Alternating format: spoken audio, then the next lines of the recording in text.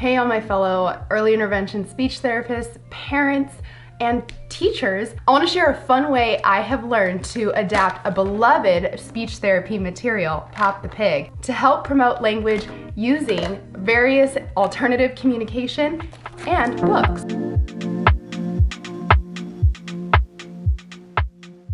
Grab your Pop the Pig, and then I recommend using this noisy story, Sam Wants More. Don't worry, I've linked the collection in the caption.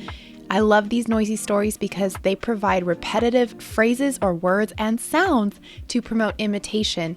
And I like pairing them with a Big Mac and putting the word or the picture icon in the Big Mac. So every time that repetitive word comes up, we can press the Big Mac. You can even put phrases in there. I always make a language board for my books so that way children can match and identify different objects. This helps with those category goals. And then after we've done the story, learned how to use it with the Big Mac, I grab Pop the Pig. I always, again, have a language board that goes along with my activities to facilitate that expressive language as well as receptive language skills.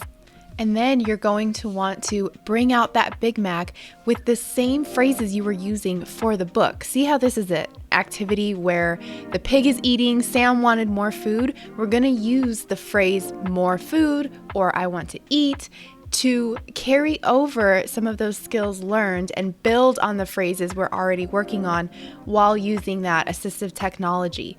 We're gonna still pull in the sounds, the You can rub your belly, you can rub the pig's belly. Don't forget to record the phrases that your students are more likely to use or say. And as always, have fun and seek to follow the child's lead.